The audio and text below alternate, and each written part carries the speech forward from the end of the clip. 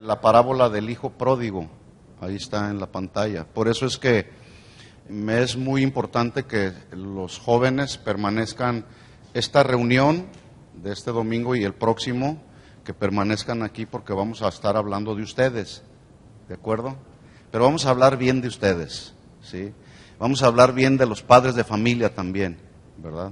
Así que esta es la primera de dos partes que vamos a hablar de esta parábola del hijo pródigo en la serie que venimos desarrollando, que se titula Las verdades del reino en parábolas. El hijo pródigo. Vamos a Lucas capítulo 15.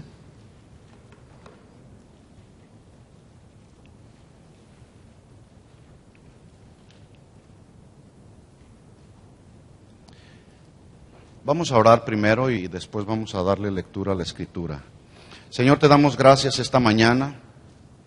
Gracias por la oportunidad que nos das de reunirnos en tu nombre para aprender de ti, para alabarte, adorarte, Señor, rendirte nuestra vida completamente. Pero también, Señor, gracias por tu misericordia que es nueva cada mañana, que si no fuese por la multitud de tus misericordias ya hubiésemos sido consumidos. Pero en tu gracia, en tu bondad y en tu infinita misericordia nos das la oportunidad de abrir nuestros ojos y ver tu creación, nos das la oportunidad de un nuevo día, Señor. Y hoy en este día queremos vivir agradándote, Señor. Así que habla nuestro corazón, Señor, a través de tu palabra y que podamos juntos aprender de ti, Señor. Te pedimos todo esto en el nombre de Jesús. Amén. Amén. Bien, el título del mensaje pues es El hijo pródigo. En Lucas capítulo 15, versículo 11, vamos a leer la escritura. Dice, también dijo, hablando Jesús, un hombre tenía 2 hijos. El menor de ellos dijo a su padre, Padre, dame la parte de los bienes que me corresponde, y les repartió los bienes. No muchos días después, juntándolo todo, el hijo menor se fue lejos a una provincia apartada, y ahí desperdició sus bienes viviendo perdidamente. Cuando todo lo hubo malgastado, vino una gran hambre en aquella provincia y comenzó a faltarle. Y fue y se arrimó a uno de los ciudadanos de aquella tierra, el cual le envió a su hacienda para que apacentase cerdos. Y deseaba llenar su vientre de las algarrobas que comían los cerdos, pero nadie le daba. Y volviendo en sí, dijo, ¿cuántos jornaleros en mi casa o en casa de mi padre tienen abundancia de pan y yo aquí perezco de hambre? Me levantaré e iré a mi padre y le diré, Padre, he pecado contra el cielo y contra ti. Ya no soy digno de ser llamado tu hijo, hazme como uno de tus jornaleros. Y levantándose vino a su padre, y cuando aún estaba lejos, lo vio su padre y fue movido a misericordia. Y corrió y se echó sobre su cuello y le besó. Y el hijo le dijo, Padre, he pecado contra el cielo y contra ti, ya no soy digno de ser llamado tu hijo. Pero el padre dijo a sus siervos, sacad el mejor vestido y vestidle, y poned un anillo en su mano y calzado en sus pies, y traed el becerro gordo y matadlo y comamos y hagamos fiesta, porque mi hijo muerto era y ha revivido, se ha perdido y es hallado. Y comenzaron a regocijarse. Y su hijo mayor estaba en el campo, y cuando vino llegó cerca de la casa, oyó la música y las danzas, y llamando a uno de los criados le preguntó, ¿qué era aquello? Y él le dijo, tu hermano ha venido y tu padre ha hecho matar el becerro gordo por haberle recibido bueno y sano. Entonces se enojó y no quería entrar. Salió por tanto su padre y le rogaba que entrase. Mas él respondiendo dijo al padre, he aquí tantos años te sirvo, no habiéndote desobedecido jamás, y nunca me has dado ni un cabrito para gozarme con mis amigos. Pero cuando vino tu hijo que ha consumido sus bienes con rameras, has hecho matar para él el becerro gordo. Y entonces le dijo, hijo, tú siempre estás conmigo y todas mis cosas son tuyas. Mas era necesario hacer fiesta y regocijarnos, porque tu hermano era muerto y ha revivido, se había perdido y es hallado. Esta es una historia, mis hermanos, que es muy posible que los que tenemos hijos hayamos podido tener la experiencia de un hijo que se va, pero que se va en rebeldía, que se va en una necedad, en una insensatez, porque quiere salir de la cobertura del Padre. Esta es una de las parábolas en que se ven varias facetas de la vida de una persona que vive alejada de Dios, satisfaciendo los deseos de la carne, pero que llegado un momento genuinamente se arrepiente, vuelve sus ojos a Dios y después de haber tocado fondo, regresa al seno familiar. No sé cuántos de ustedes, padres de familia, pudieran identificarse con esta parábola. Yo sí. Bueno, déjeme decirle que las iglesias alrededor del mundo están llenas de pecadores arrepentidos. ¿Cuántos son pecadores arrepentidos? Bueno, que en un día llegamos a tocar fondo y debido a eso, haber llegado a tocar el fondo, volvimos el rostro a Dios y Dios no nos rechaza. Él, en su gracia, en su misericordia, nos recibió con los brazos abiertos. ¿Cuántos saben de lo que estoy hablando? Nos recibió con los brazos abiertos y no nos rechazó. Quiero decirle a los jóvenes que están aquí, a todos los jóvenes, no esperen tocar fondo para volver sus ojos a Dios. No esperen. Hace unos años atrás, un joven hijo de un pastor se fue de su casa y se retiró de los caminos del Señor en esa actitud de rebeldía. En el mundo vivió todo lo que el mundo está ofreciendo y un día me llamaron por teléfono y me dijeron, el hijo del pastor está al borde de la muerte.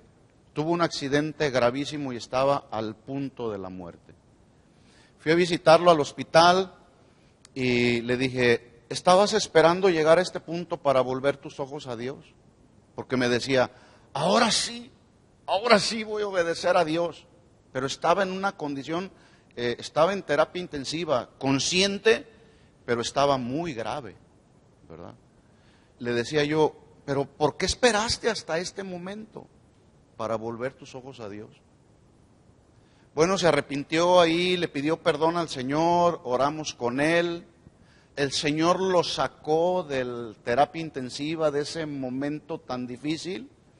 Y no pasó un mes cuando el muchacho ya andaba otra vez en el mundo. ¿Saben en qué terminó ese muchacho? Lo mataron las pandillas. Jóvenes, no esperen llegar a tocar fondo para volver sus ojos a Dios. Matrimonios, no esperemos llegar a tocar fondo para volver nuestros ojos a Dios. Porque a veces hay tantos conflictos en el ámbito familiar y no los arreglamos, los vamos dejando pasar. Y esos conflictos que no se arreglan en el matrimonio, en la familia, con los hijos, nos van creando tantos problemas que nos pueden ir hundiendo cada día más. No esperemos llegar a tocar el fondo para volver nuestros ojos a Dios. ¿De qué trata esta parábola? ¿Solo de un hijo que en su necedad pidió la parte de la herencia que le correspondía? ¿De eso tratará? No. Esta es una de las parábolas que contiene varias lecciones. Por ejemplo, número 1, una de las lecciones que contiene es el rechazo que Jesús hace al legalismo de los fariseos, que lo criticaban por recibir a los pecadores que se arrepentían, y ellos distorsionaban uno de los más tremendos atributos, que es la misericordia de Dios. ¿Dios es misericordioso, sí o no? Si no fuera por su gracia y por su misericordia, no estuviéramos aquí hoy, mis hermanos. Bueno, de eso trata la parábola. Justamente esta parábola, en segundo lugar, nos enseña acerca de la manifestación de la misericordia del Padre hacia pecadores que genuinamente se han arrepentido. Dios muestra su misericordia. Esta parábola, en tercer lugar, nos muestra también el gozo que hay cuando un pecador regresa arrepentido a la casa del Padre. Ahí lo vamos a ver. En cuarto lugar, habla esta parábola acerca de el enfoque principal de esta parábola, pregunto, ¿será el hijo pródigo? ¿O el personaje principal estará en el hijo pródigo? No, está en el padre. El padre amoroso que con paciencia espera que regrese el hijo para en ese sentido entonces mostrar su misericordia. ¿Sí? En esta parábola, como lo podemos ver ahí en la pantalla, nos encontramos con tres personajes fundamentales. Está el hijo, el padre, y allá en la parte de atrás está el hijo mayor. Tres personajes. Un hijo pródigo, que pródigo significa el que dilapida o despilfarra sus bienes de forma indiscriminada, en perjuicio de su vida misma y de su familia. Así son los jóvenes, que en su inmadurez tienen algo en la mano, materialmente hablando, o tienen dinero y lo despilfarran. No lo saben usar con sabiduría. Entonces de eso trata esta parábola. El hijo pródigo, el que despilfarra sus bienes, perjudica su vida, pero también afecta la vida de la familia. Cuando un hijo entra en rebeldía y su rebeldía y su necedad lo lleva a afectar su vida, también afecta la vida de la familia, porque nos arrastran en sus mismos problemas, ¿verdad? Habla esta parábola también, el segundo personaje que vemos ahí, habla de un padre amoroso, que nos enseña a los padres el amor que debemos manifestar hacia nuestros hijos, como sean. Esto no significa que no debemos impartir disciplina hacia ellos, ¿verdad? Pero sí debemos amarlos. ¿Cuántos aman a sus hijos? Pero también aquí otro personaje habla del hijo mayor, que es el hijo mayor celoso, porque el padre recibe al hijo que consideraba ya muerto, lo recibe con los brazos abiertos y le dan celos, ¿verdad? Bueno, el hijo pródigo representa, porque acuérdese, Jesús está haciendo una comparación, una parábola.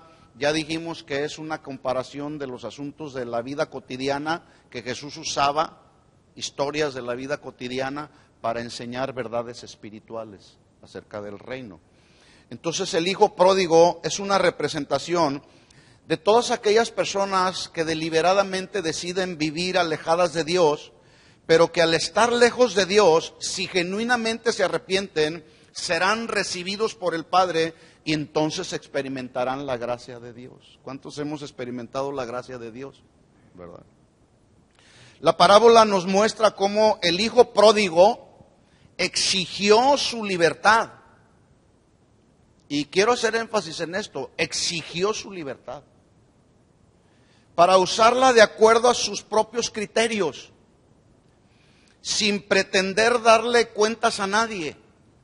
Eso lo motivó a exigir su libertad. No le quería dar cuentas a nadie, como suelen hacerlo los jóvenes de hoy. No le quieren dar cuentas a nadie bajo el argumento de que ya son mayores de edad. Y qué triste y qué lamentable es que en este país la mayoría de edad se les da o se les ofrece a los 18 años. Cuando según las estadísticas dicen que un joven, una señorita a los 18 años todavía no tiene la capacidad de madurez para hacer una serie de decisiones en su vida, porque todavía adolecen de esa madurez. Pero a los 18 años ya están determinados en este país por ley, se les considera mayores de edad. Entonces, bajo ese argumento, los hijos que no quieren darle cuentas a nadie o que exigen su libertad, se van de la cobertura del hogar. Ahora escuche esto. El pecado del hijo pródigo no consistió en reclamar su libertad misma, sino más bien el pecado del hijo pródigo consistió en lo que hizo con esa libertad que reclamó. Porque los hijos reclaman libertad. Ahora, Los padres debemos darles cierto grado de libertad, hasta donde ellos sepan manejar su libertad. Pero a veces ellos traspasan los límites que uno les pone, porque suponen que ya saben manejar la libertad. Y yo lo llegué a hacer cuando mis hijos eran más jóvenes o pequeños, les llegué a soltar un poquito la hebra, nomás para darme cuenta hasta dónde ellos tenían y habían adquirido la madurez para hacer decisiones propias. Y me encontré con muchas sorpresas.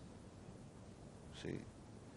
Cada persona en este planeta puede hacer con su vida según su libre albedrío, porque tenemos una libre voluntad, ¿sí o no?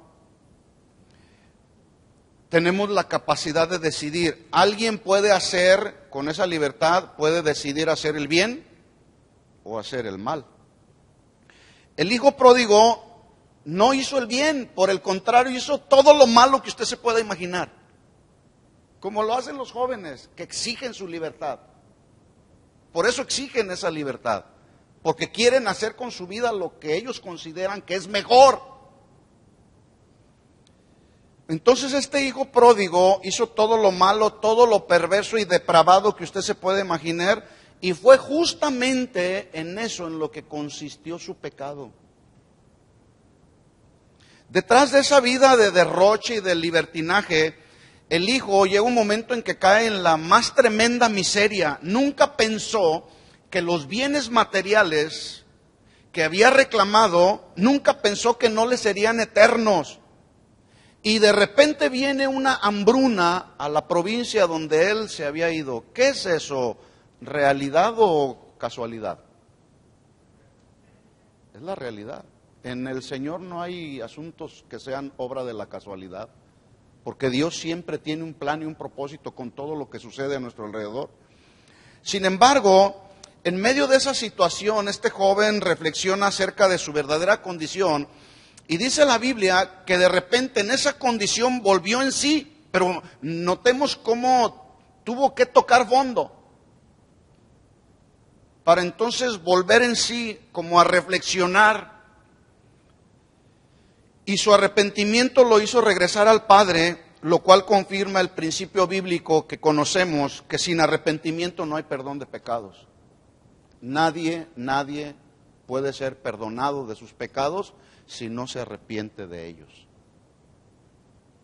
Así que este joven se arrepiente genuinamente de sus pecados y en ese sentido entonces experimenta la gracia de Dios. Vuelvo a repetir, insisto en esto, jóvenes, no esperen tocar fondo para volver sus ojos a Dios. Hoy es el día.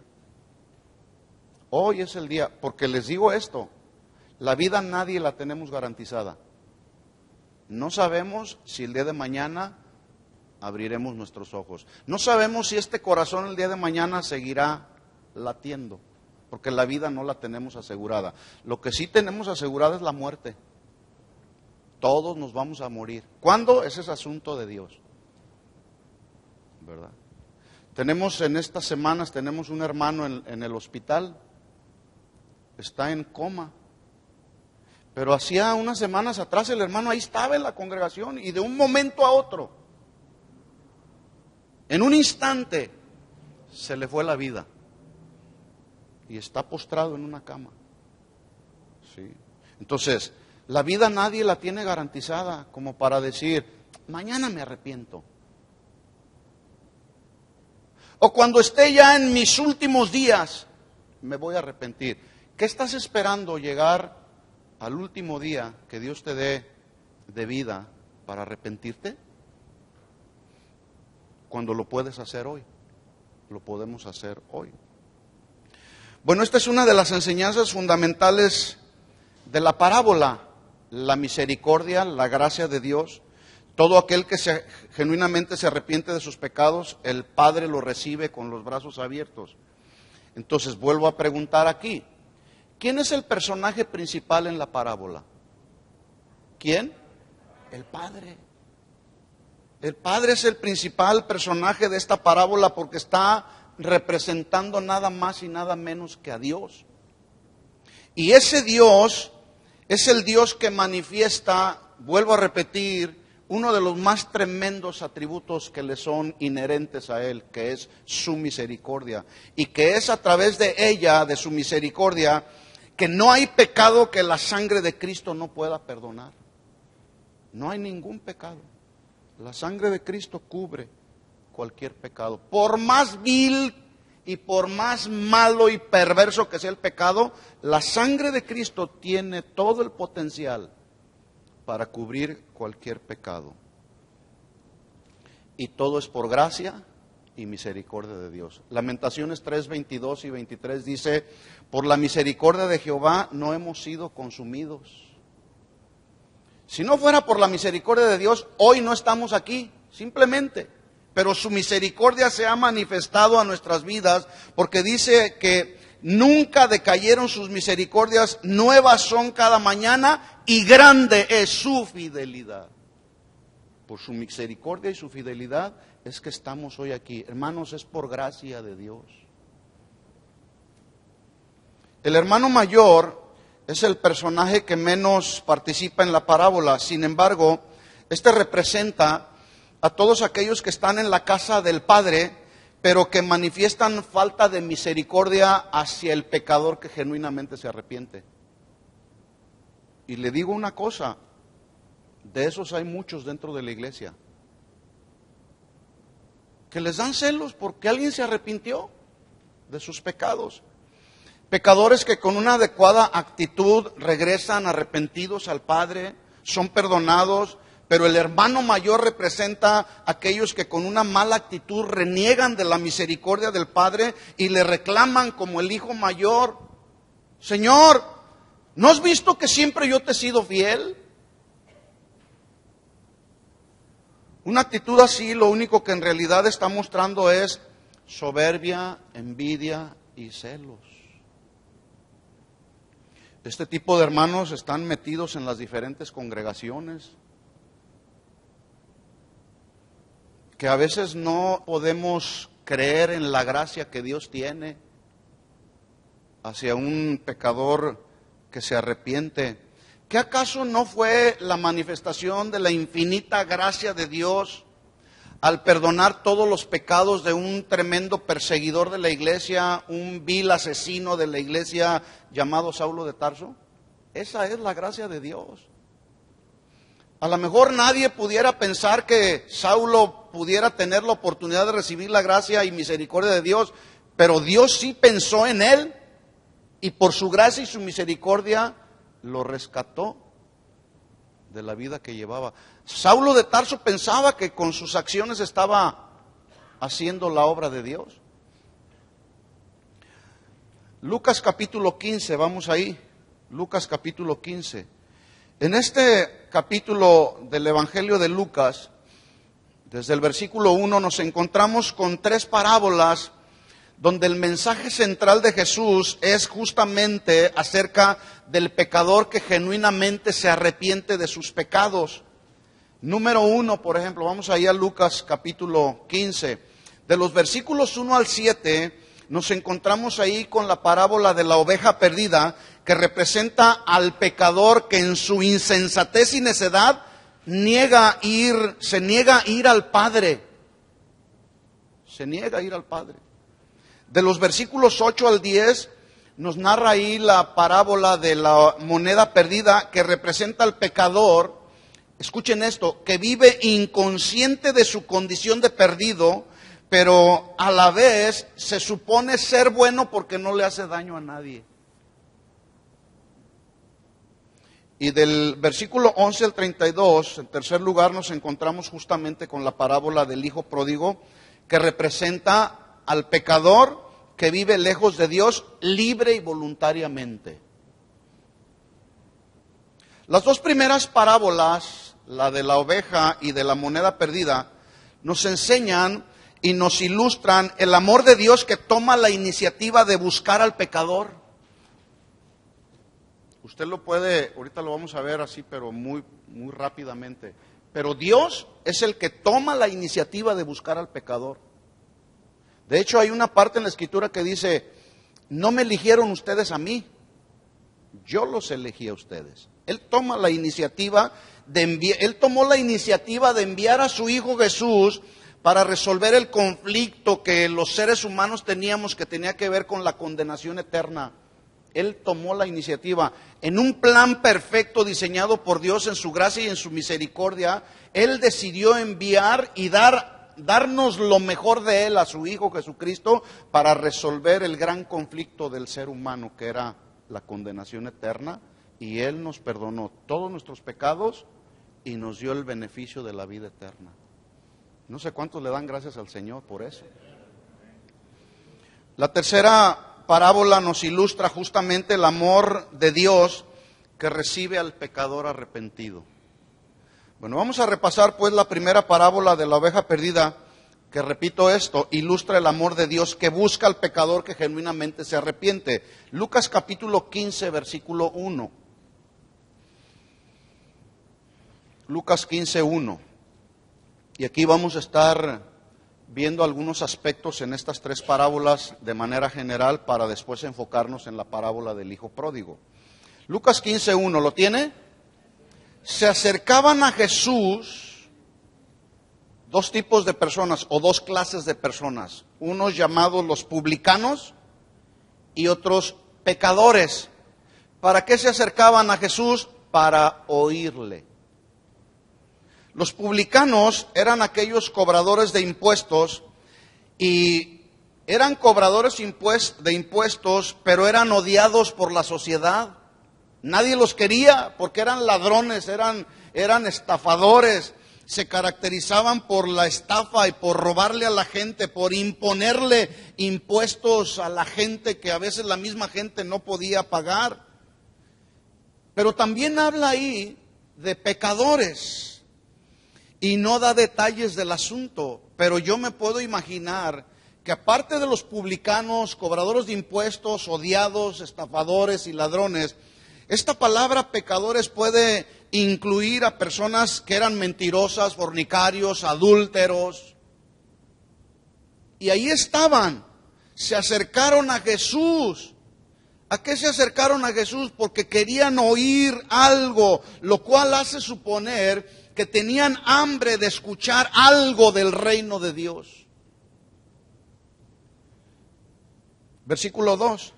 Mire la actitud de los que se supone que debemos recibir con los brazos abiertos a la gente que se arrepiente de sus pecados. Mire la actitud que asumieron los líderes religiosos, llamados los fariseos y los escribas. Dice, y los fariseos y escribas, ¿qué hacían? Murmuraban. Esta palabra murmurar se traduce aquella queja y lamento que se hace entre dientes. Entonces ellos decían, los fariseos y los escribas murmuraban y decían, estos pecadores recibe y con ellos come. No les pareció. Y criticaban a Jesús. Versículo 3. Entonces Él les refirió esta parábola. ¿Por qué les refirió esta parábola? Porque es muy posible que los haya escuchado. Y si no los escuchó, Él sabía, porque Él es omnisciente, las intenciones y motivaciones del corazón de los escribas y de los fariseos. Entonces les refirió una parábola, hizo una comparación para confrontar la verdadera condición, por un lado, del pecador, de los cobradores de impuestos, los publicanos, pero también para confrontar la motivación de los escribas y de los fariseos. Porque escuchen esto, la palabra de Dios tiene esa facultad de confrontarnos con la condición de nuestro corazón. A eso venimos. No venimos a ser entretenidos aquí con chistes que los hagan sentir bien a todos. Venimos a ser instruidos con la palabra, pero en esa instrucción hay ocasiones en que somos confrontados con la condición de nuestro corazón.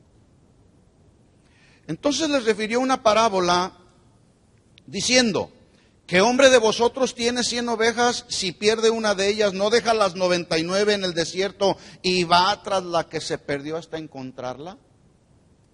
¿Qué padre de familia que tiene 100 hijos, si lo estamos traduciendo así, ¿no deja a los 99 hijos por ir a buscar al hijo pródigo?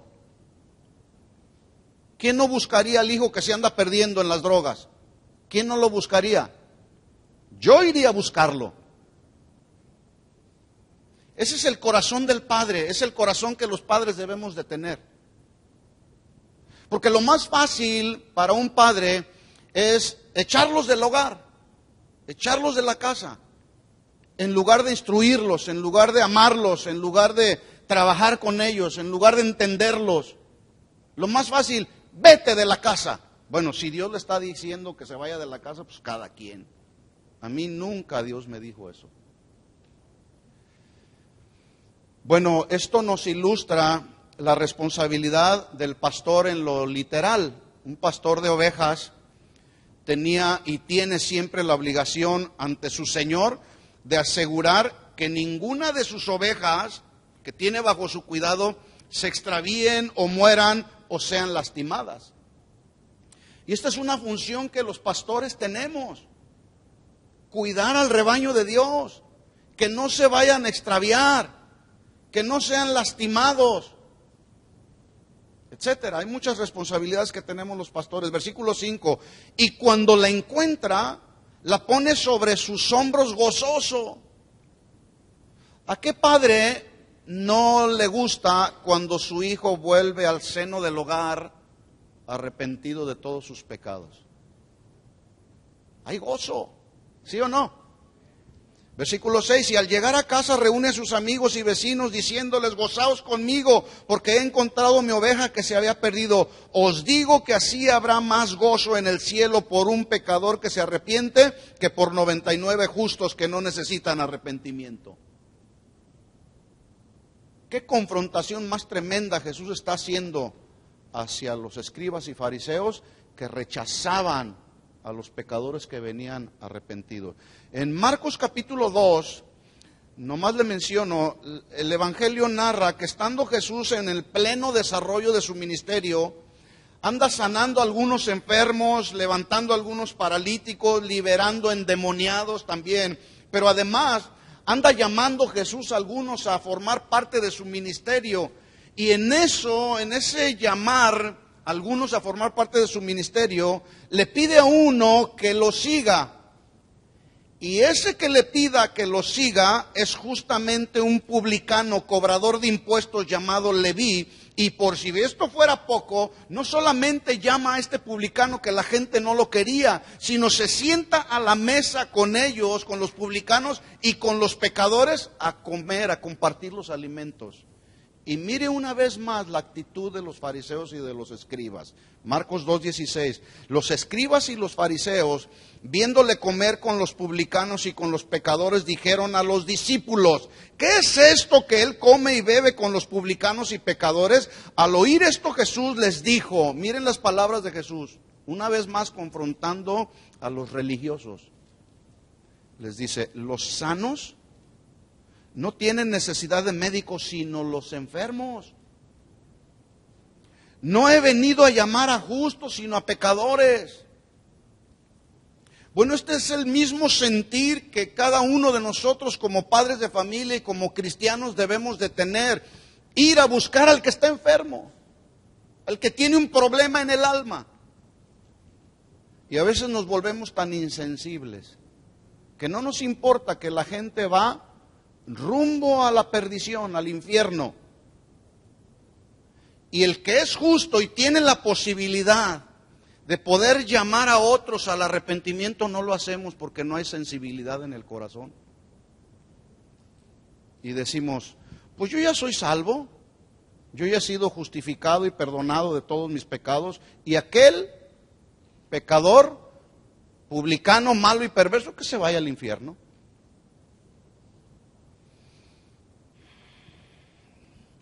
Leamos la segunda parábola de la moneda perdida, que también ilustra el amor de Dios que busca al pecador que genuinamente se arrepiente. Versículo 8, Lucas 15:8.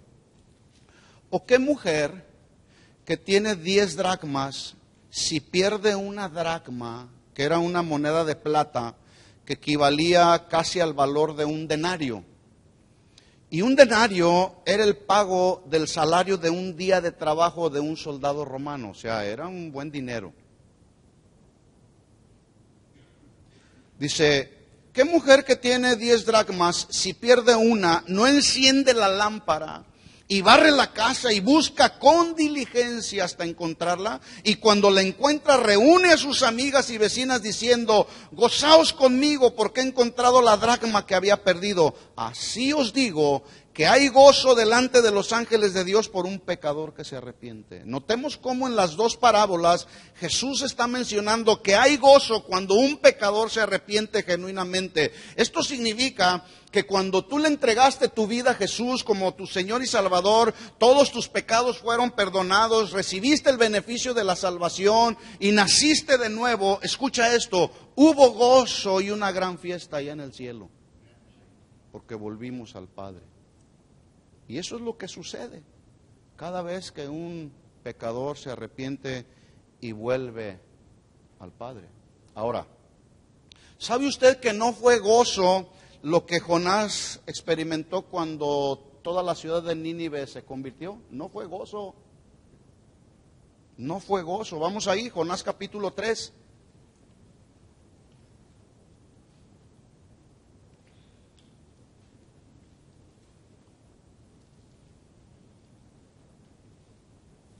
Jonás capítulo 3, versículo 4, vamos rápido. Dice, y comenzó Jonás a entrar por la ciudad camino de un día y predicaba diciendo, de aquí a 40 días Nínive será destruida. Y los hombres de Nínive creyeron a Dios y proclamaron ayuno. Se vistieron de cilicio desde el mayor hasta el menor. Y llegó la noticia hasta el rey de Nínive y se levantó de su silla, se despojó de sus vestidos y se cubrió de cilicio y se sentó sobre ceniza. E hizo proclamar y anunciar en Nínive por mandato del rey y de sus grandes diciendo, hombres, animales, bueyes, ovejas, no gusten cosa alguna, no se les dé alimento ni beban agua, sino más bien cúbranse de cilicio, hombres, animales, clamen a Dios fuertemente y conviértanse cada uno de su mal camino, de la rapiña que hay en sus manos. ¿Quién sabe si se volverá y se arrepentirá Dios y se apartará el ardor de su ira y no pereceremos? Versículo 10, mire lo que hizo Dios. Y vio Dios lo que hicieron, que se convirtieron de su mal camino y se arrepintió del mal que había dicho que les haría y no lo hizo. Ese es el grande amor de Dios. El Dios que puede cambiar aún su misma decisión por causa y a resultado de un corazón genuinamente arrepentido. Pero mire lo que hizo Jonás, capítulo 4, versículo 1. Pero Jonás se apesadumbró. ¿Sabe cómo se traduce esta palabra apesadumbrarse? Se traduce, se llenó de cólera. Se enojó. ¿Sí? Se apesadumbró en extremo y se enojó porque Nínive se había arrepentido. ¿Qué acaso no está representando al hijo mayor? Que también se puso celoso porque el hijo que era considerado muerto había regresado. Versículo 2. Y oró a Jehová y dijo, ahora, oh Jehová, ¿no es esto lo que yo decía estando aún en mi tierra? Por eso me apresuré a huir a Tarsis, porque sabía yo que tú eres Dios clemente y piadoso, tardo en enojarte y de grande misericordia, y que te arrepientes del mal. Ahora pues, oh Jehová, te ruego que me quites la vida, porque mejor es la muerte que la vida. Qué oración tan atrevida, ¿eh? ¿Todo por qué? Porque toda una ciudad se arrepintió de sus pecados. ¿Se da cuenta la inconsciencia de este profeta de Dios? La necedad. Bueno, la tercera parábola, que es la parábola del hijo pródigo, ya lo dijimos, nos ilustra el amor del padre que recibe y es la que estaremos estudiando, versículo 11. Lucas 15, 11.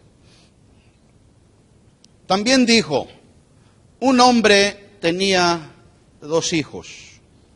Y aquí Jesús está haciendo una alusión clara y directa a escribas y fariseos por un lado y a publicanos y pecadores por otro. En la comparación que Jesús está haciendo en esta parábola, ya dijimos que el hijo mayor representa a los escribas y a los fariseos orgullosos, soberbios y celosos por su religiosidad. Sigue habiendo hijos mayores hasta el día de hoy, celosos, orgullosos por su religiosidad. Pero también el hijo pródigo está representando a los publicanos y pecadores que genuinamente se arrepienten y se vuelven al Padre. Versículo 12. Y el menor de ellos dijo a su padre: Padre, dame la parte de los bienes que me corresponde.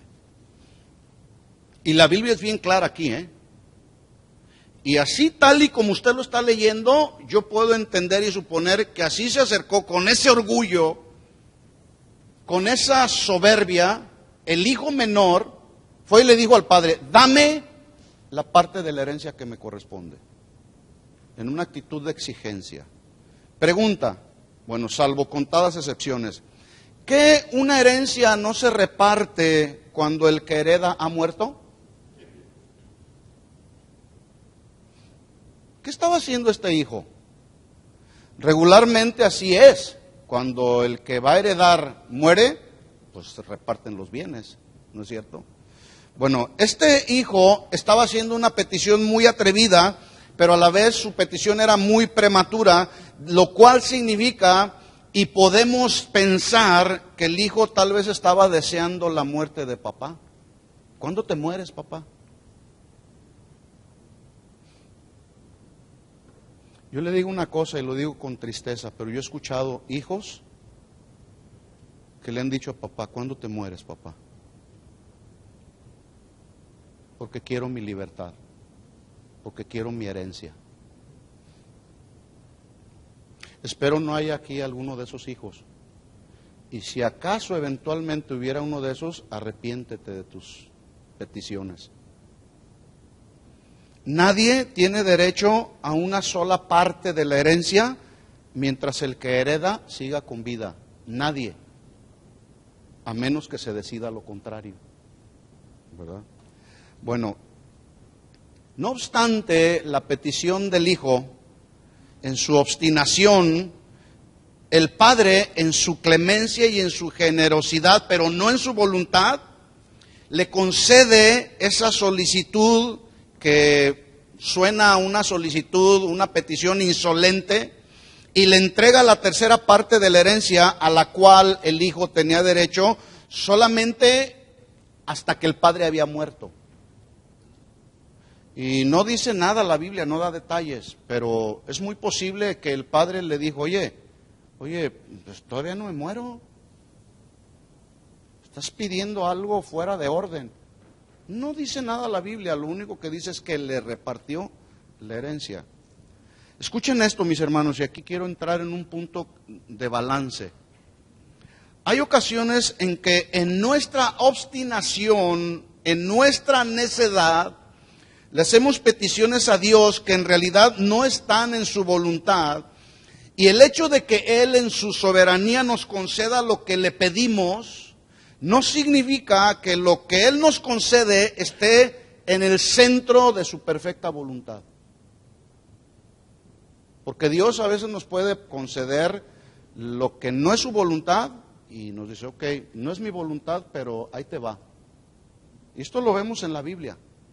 Y yo siempre lo he dicho, nos parecemos tanto al pueblo de Israel que en su necedad le pedían a Dios cosas que no estaban en el centro de su perfecta voluntad. Vamos ahí a 1 de Samuel capítulo 8.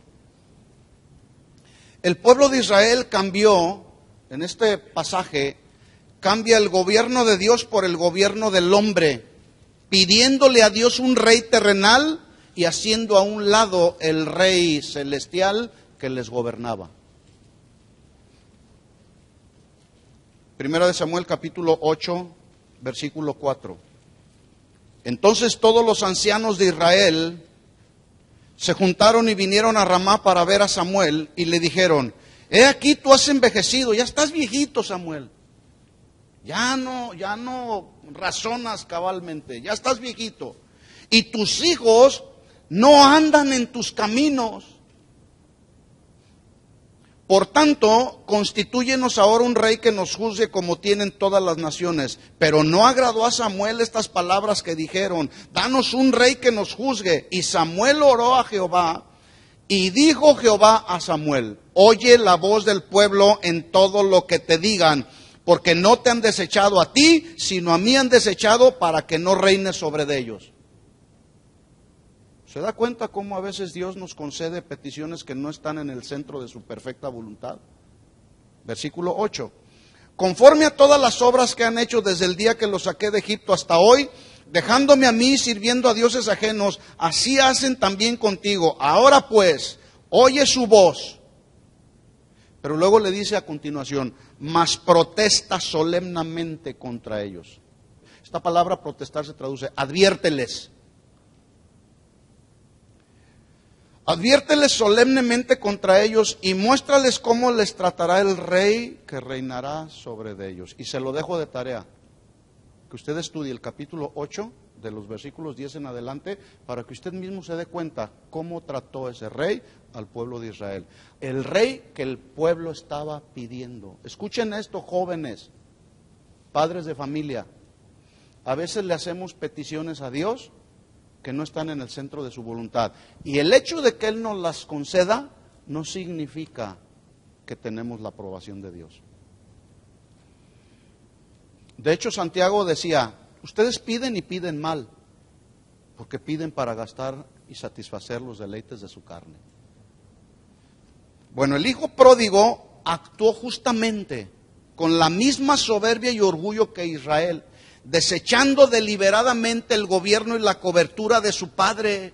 Jóvenes, no desechen el gobierno y la cobertura de papá y de mamá. Mientras estés bajo el cuidado de tus padres, bajo la cobertura de tus padres, vas a estar bien, te va a ir bien. En el momento en que te sales de la cobertura de papá y mamá, cuidado. Si no sabes hacer decisiones con la sabiduría de Dios, te puede ir mal. Entonces dice ahí, regresemos a Lucas 15:12, dame la parte de los bienes que me corresponde. Esto significa que todo aquel que decide vivir la vida sometido al gobierno terrenal, desechando la voluntad y el gobierno de Dios, está representado en el hijo pródigo. Hay que someternos a las autoridades de este mundo, las autoridades civiles, sin dejar de someternos a la voluntad y al gobierno de Dios. En otras palabras, hay quienes dicen: yo soy libre de hacer con mi vida lo que me venga en gana y nadie me dice lo que tengo que hacer, ni siquiera Dios, porque ni creo en Dios. Así hay muchos jóvenes necios que dicen: ¿quién es Dios? Y si existe Dios, compruébamelo científicamente. Qué necedad la de muchos jóvenes, pero también la de muchos adultos. Está bien, usted puede hacer con su vida lo que usted quiera, pero yo le digo una cosa: en esta historia vamos a ver dónde terminan todos aquellos que rechazan deliberadamente la cobertura de Dios por ir en pos de los placeres que este mundo está ofreciendo. Aquí lo vamos a ver. Versículo 12, entonces: dame la parte de los bienes que me corresponde. Y mire lo que dice a continuación: les repartió los bienes. Les repartió los bienes. ¿A quiénes? A los dos. Esto está haciendo alusión que a ambos les repartió los bienes. Sin embargo, el otro, pues decidió permanecer ahí en la casa, pero los dos tenían su herencia, ¿verdad? 13. No muchos días después, juntándolo todo, el hijo menor se fue lejos, a una provincia apartada. Esta expresión, lejos, a una provincia apartada, me hace recordar una vez más al tremendo profeta Jonás, a quien Dios le dio una orden y una encomienda de predicar un mensaje de arrepentimiento sobre Nínive, ya lo vimos. Y como no le gustó la orden y la instrucción de Dios, dice la Biblia que se fue lejos para esconderse de aquel Dios cuyo atributo tremendo es la omnipresencia, que significa que Él está en todo lugar. Pero él dijo: me voy a ir lejos, me voy a esconder de la presencia de Dios, Vamos ahí nuevamente a Jonás capítulo 1. Pongo una marca ahí en Lucas 15.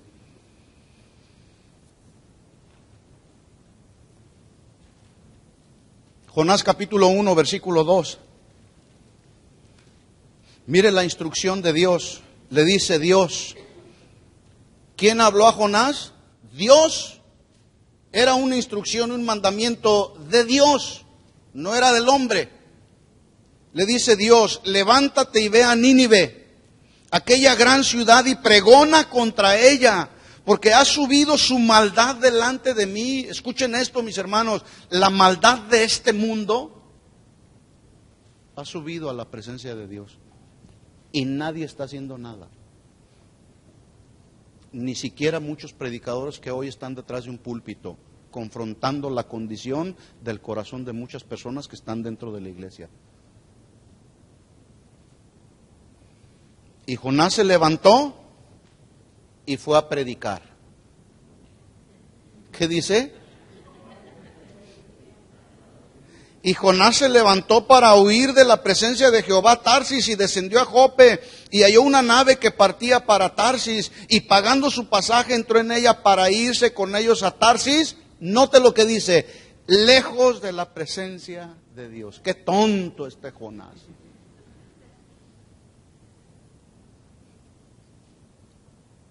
¿Que acaso Jonás no conocía los atributos de Dios?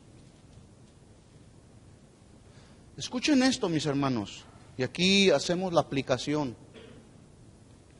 Hoy, tristemente, nos encontramos con creyentes, servidores de la iglesia. Escuchen esto, servidores creyentes, ministros de la iglesia, que no les gustan las instrucciones de Dios. Tampoco les gustan las instrucciones dadas por las autoridades que Dios ha establecido en la obra y prefieren irse lejos. Yo diría lejos del pastor. No me gusta lo que me están instruyendo, no me gustan las instrucciones que me están dando. ¿Por qué? Porque son como el hijo pródigo, no le quieren dar cuentas a nadie ni trabajar bajo autoridad. Pero déjenme decirle una cosa, eso en mi rancho se llama rebeldía y falta de sometimiento. Y a menos que ese servidor, ese creyente o ese ministro se arrepienta de esa actitud del corazón, a menos que se arrepienta, si no lo hace, esa actitud del corazón lo va a seguir a donde quiera que vaya, porque son asuntos del corazón que no se arreglan delante de Dios y quedan ahí. Así que cada quien sabe cómo está su corazón. Este Jonás se molestó por la instrucción de Dios. ¿Sí? Mire las palabras de David hablando justamente de la omnisciencia y de la omnipresencia de Dios. Vamos al Salmo 139:1. Vamos rápido. Salmo 139:1 dice, oh Jehová, tú me has examinado y conocido. Tú has conocido mi sentarme y mi levantarme. Has entendido desde lejos mis pensamientos. Has escudriñado mi andar y mi reposo y todos mis caminos te son conocidos. Escuchemos bien esto con atención, jóvenes, adultos. Todos mis caminos te son conocidos, pues aún no está la palabra en mi lengua, y he aquí, oh Jehová, tú la sabes toda. Detrás, delante me rodeaste y sobre mí pusiste tu mano. Tal conocimiento es demasiado maravilloso para mí. Alto es, no lo puedo comprender. Pregunta, ¿qué no se llama esto omnisciencia de Dios? Si no lo sabías, hoy ya lo sabes. Dios conoce todo de ti y de mí. Conoce nuestro pasado, nuestro presente y nuestro futuro porque Él es omnisciente. Versículo 7. ¿A dónde me iré de tu espíritu? ¿Y a dónde huiré de tu presencia? Si subiere a los cielos, ahí estás tú. Y si en el Seol hiciere mi estrado, he aquí, ahí estás tú. ¿Sabe cómo se llama eso? Omnipresencia de Dios. Él está en todo lugar. Sus ojos están en todo lugar. Bueno, este joven, o mejor dicho, este Jonás, desconocía tal vez la omnisciencia y la omnipresencia de Dios y se quiso ir lejos, lo mismo que el joven. ¿Sí? Este joven pues está ilustrando el hijo pródigo, aquellos que piensan que pueden hacer todo lo que se les antoje según ellos cuando nadie los ve. No me ve papá, no me ve mi mamá, no me ve mi patrón del trabajo, no me ve nadie. Escuchen esto, si hay alguien que nos ve y conoce las verdaderas motivaciones de nuestro corazón, se llama Dios. Este joven dijo, me iré lejos, y se fue lejos a una provincia para hacer todo lo que según eso papá no lo iba a ver que hacía.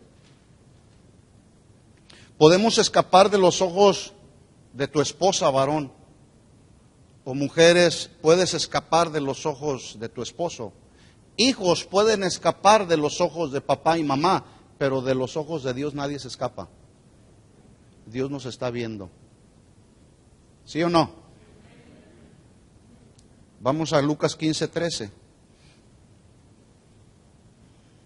No muchos días después, juntándolo todo, el hijo menor se fue lejos a una provincia apartada. Esto nos ilustra el tipo de personas que viven lejos de Dios, apartados de Dios. Y cuando algún creyente o alguna persona se junta con personas que están lejos y apartados de Dios, lo más probable es que tarde o temprano también ese se aleje y se aparte de Dios. Hay un refrán, un dicho muy mexicano, el que anda entre lobos, si se lo saben. ¿Quiénes son tus mejores amistades, joven, señorita que estás aquí? Varón, padre de familia, mujer. ¿Quiénes son tus mejores amistades? A veces hacemos de nuestras mejores amistades la gente del mundo. Son nuestros mejores amigos. Y tenemos una amistad tan cercana con ellos. Escucha, tarde o temprano esos que viven alejados de Dios te pueden hacerte alejar y apartarte de Dios. Cuidado, cuidado con eso. Pablo dijo, le habló a los corintios fuerte y les dijo, les escribí que no se junten con ninguno que llamándose hermano, es que yo soy cristiano también. ¿Eres cristiano o cristino? Porque algunos se dicen cristianos porque dicen gloria a Dios o porque hablan el lenguaje de los cristianos y piensan que por ese simple hecho son verdaderos y genuinos cristianos. No es cierto. Por sus frutos se conocen los verdaderos cristianos. Entonces dice Pablo, yo les escribí que no se junten con ninguno que llamándose hermano fuere fornicario. Soy hermano, pero soy fornicador. ¿Y qué? Hago con mi vida lo que quiera. ¿Hermanos fornicando? ¿Verdaderamente serán hermanos? ¿O avaro, o idólatra, o maldiciente, o borracho, ladrón? Mire lo que dice Pablo, con el tal ni aún te sientes a comer. Es que es mi cuate que tiene. Bueno, tarde o temprano, ese tu cuate que es fornicario, ladrón, borracho, avaro, maldiciente, idólatra, si te sigues juntando con él y comiendo con él, te puede hacer apartarte de Dios. Yo siempre les he dicho a los padres de familia, y los vuelvo a repetir e insistimos en esto, tienen una gran responsabilidad toda la semana ahí en su casa, de trabajar con sus hijos en los asuntos que tienen que ver con lo espiritual. Así como eres estricto con tus hijos para que hagan sus tareas, a ver, ¿ya hiciste tu tarea? A ver, ¿y le ayudas? También ayúdale en los asuntos espirituales.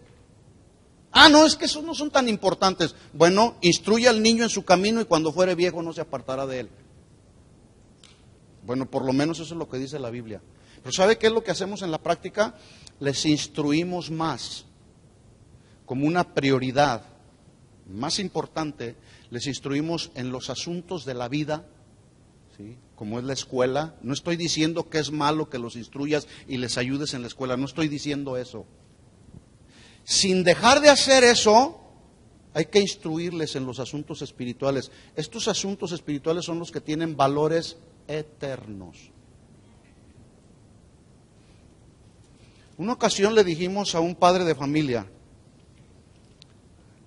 que nos dimos cuenta que no ayudaba a su hijo a memorizar el versículo que los maestros le preparaban para que y le instruyeran en ese versículo, y lo llamamos al padre de familia y le dijimos: oye, te queremos pedir por favor que te tomes el tiempo para instruir a tu hijo en el versículo que se les está enseñando, para que ellos lo memoricen y vayan haciendo de la palabra del Señor parte de su vida. No tengo tiempo, me dijo.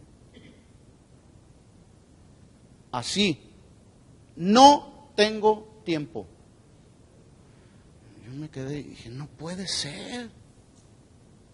No puede ser tal inconsciencia de los padres. De esos no hay aquí, ¿verdad que no? Digan que no, aunque sea por fe. Ay, me sacudí, yo dije: ay, de esos no hay aquí, ¿verdad que no? No.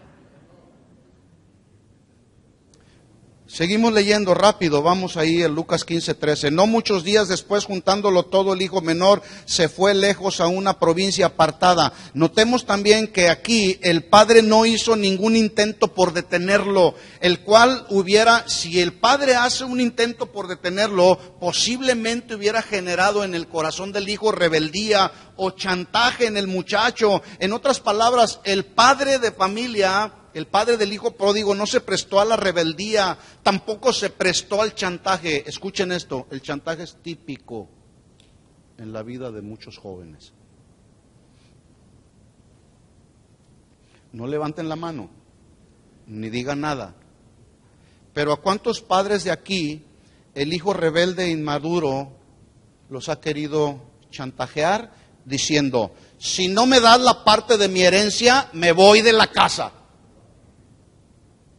Digo, estoy haciendo alusión al hijo pródigo. Dame la parte de mi herencia, ¿verdad? Pero se lo voy a traducir a palabras actuales que he escuchado por ahí en la vida de algunos jóvenes. Si no me dejas llegar a las 4 de la mañana, me voy de la casa, papá. No digan nada, no se rían. Si no me cumples mis caprichos, me voy de la casa. Si no me tiene 13 años el muchacho o la muchacha. Si no me dejas tener mi novio o mi novia, me voy de la casa. Chantaje. Entonces, la pregunta es para los padres de familia. Yo dije que iba a hablar con los jóvenes, pero también con los padres de familia. ¿Sí? Cuando un hijo asume esa postura chantajista, ¿qué haces? Yo no sé qué usted haga, pero yo sé de lo que le estoy hablando, porque también yo tengo 3 hijos, y me salieron con pila de 50,000 watts. Pero le digo una cosa, yo nunca, ni mi esposa ni yo nos prestamos al chantaje, porque es bien fácil. No te vayas de la casa, mi amor. Chantaje. ¿Sí o no? ¿Sí saben de lo que estoy hablando o no? ¿Sí saben, jóvenes? No sean chantajistas.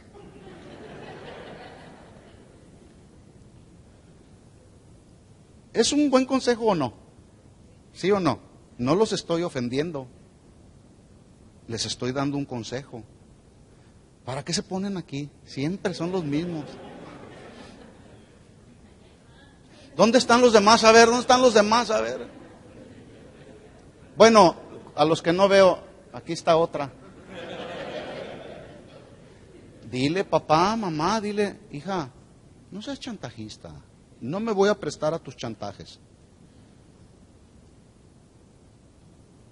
No estás en edad. Mire, hay jovencitas, señoritas, señoritos, que todavía no se saben limpiar la nariz y ya quieren tener novio.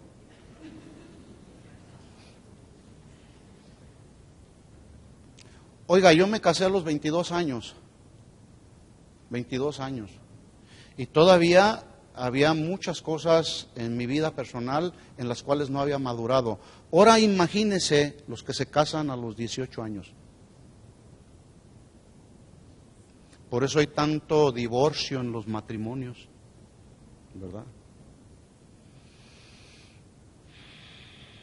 El padre del hijo pródigo no hizo ningún intento por detenerlo, porque él respetó la decisión de su hijo. Él sabía que no era la mejor decisión, pero respetó su libre albedrío, dejándole que se fuera lejos a una provincia apartada. Escúcheme esto, así es Dios con el ser humano.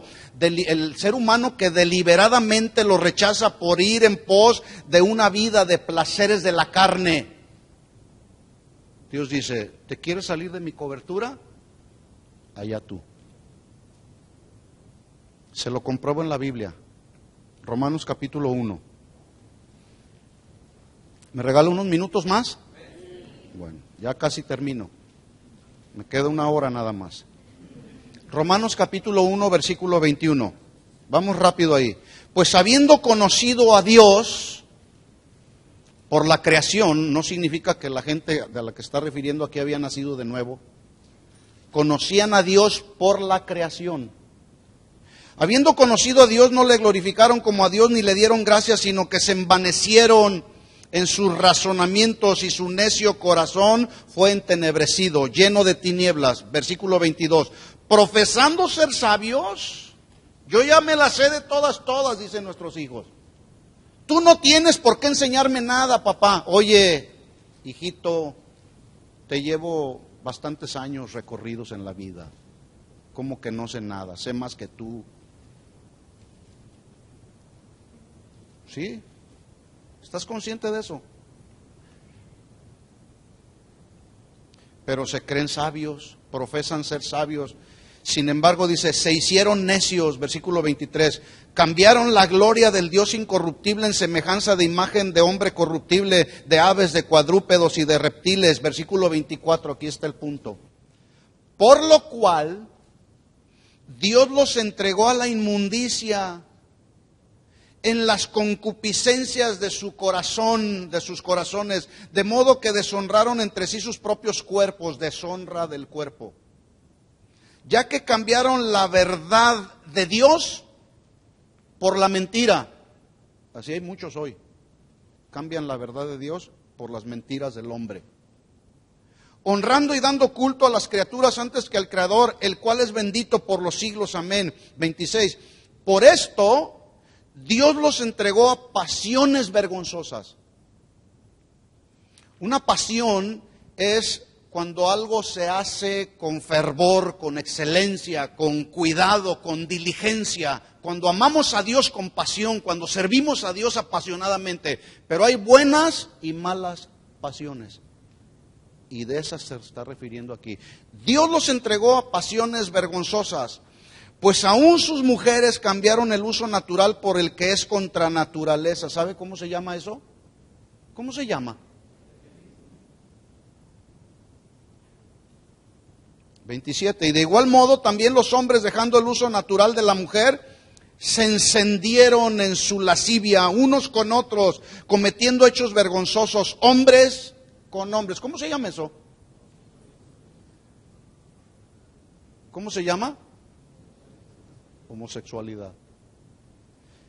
Y mire lo que dice a continuación. Y recibiendo en sí mismos la retribución debida a su extravío. La paga del pecado es muerte. Es la justa retribución. ¿Sí? ¿Por qué? Por causa del pecado. Hijos, no les va a ir bien si se salen de la cobertura del Padre.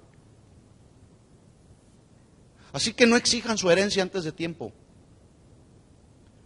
Porque si exigen su herencia en su capricho y en su necedad y en su chantajismo, no les va a ir bien.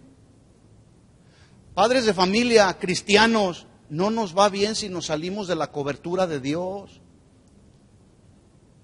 El Salmo 91 dice: el que habita al abrigo del Altísimo y el que mora bajo la sombra del Omnipotente. Y estas dos palabras, habitar y morar, significan o se traducen estar ahí, viviendo ahí, cerca de Dios, no alejados de Dios.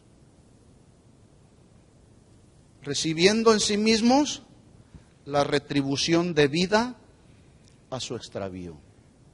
¿Sabía usted que el VIH-Sida es el agente infeccioso más mortífero del mundo? ¿Sí sabía o no sabía?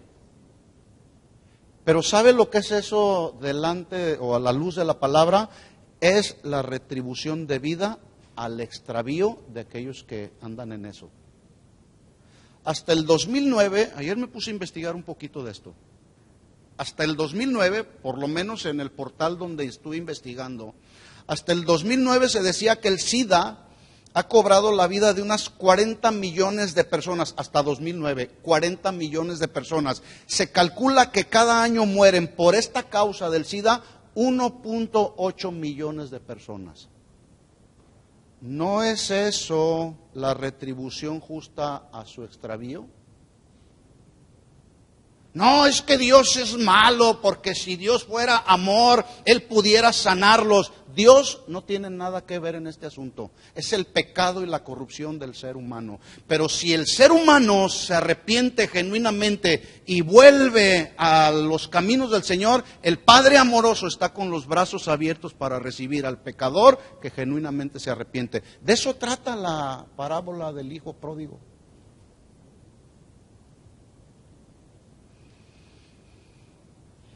Pregunta, jóvenes, adultos que están aquí, ¿cuántos de los que están aquí se quieren ir lejos y apartarse a una provincia donde no le rindan cuentas a nadie y vivan bajo los deseos y apetitos de la carne? ¿Cuántos se quieren ir lejos de Dios? Pueden hacerlo. Y Dios te va a respetar tu libre decisión. Termino con Lucas 15:13. No muchos días después, juntándolo todo, el hijo menor se fue lejos a una provincia apartada y allí desperdició sus bienes viviendo como. Déjeme decirle, no se fue a aquella provincia apartada a orar. No se metió al instituto bíblico para aprender.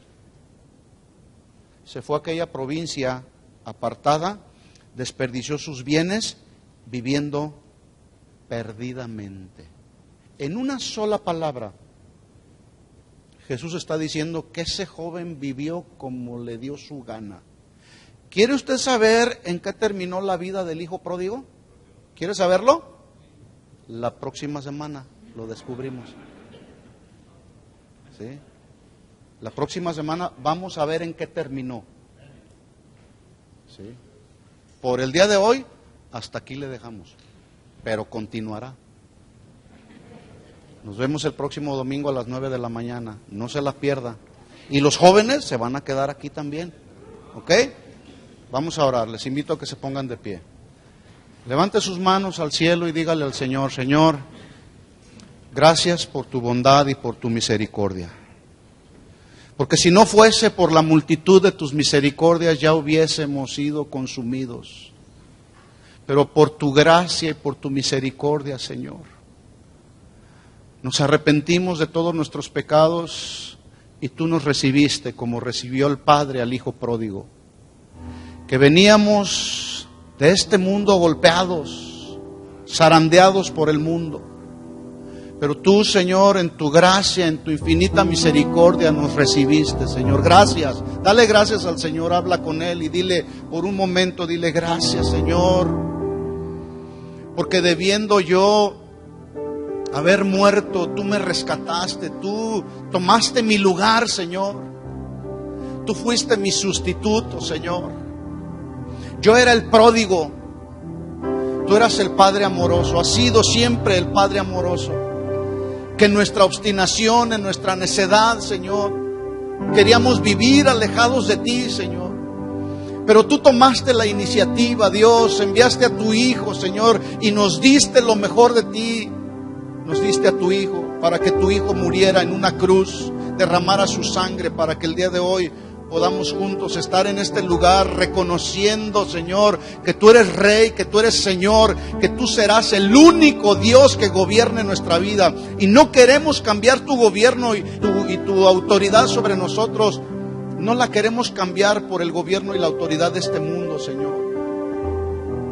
Ayúdanos cada día, Señor, a estar conscientes de nuestra condición, Señor. Nos volvemos a ti, Señor. Hoy me vuelvo a ti, Señor. Vuelvo mis ojos a ti, Señor. Perdóname de todos mis pecados. Si hay algún pecado por el cual tú sabes que tienes que pedirle perdón al Señor, este es el momento. Joven, señorita, varón, mujer que estás aquí, Señor, aquí estamos ante tu presencia.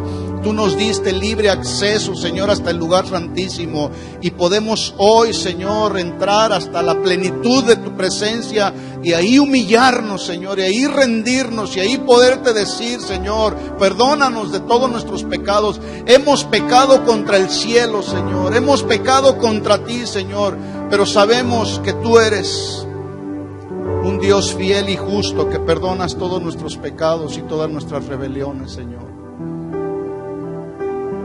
Tú eres omnisciente y eres omnipresente, Señor. Tú sabes todo de nosotros, Señor. No hay nada que podamos esconder de ti. Tú conoces, Señor, las verdaderas intenciones de nuestro corazón, Señor. Perdónanos, límpianos, purifícanos, Señor. Queremos volver al seno del Padre como lo hizo el Hijo pródigo, Señor. Y sabemos que tú nos recibes con los brazos abiertos porque eres un Dios amoroso, Señor. Gracias. Gracias, Señor. Gracias por tu amor y por tu misericordia. Dale gracias. Dile gracias, Señor, porque me amaste. Gracias porque me escogiste, porque tú me elegiste a mí, no yo a ti. Tú me elegiste a mí, Señor. Gracias por esa iniciativa que tuviste de buscarme y de encontrarme, Señor. Yo andaba perdido. Gracias, Señor. A ti sea toda la gloria y toda la honra por siempre, Señor.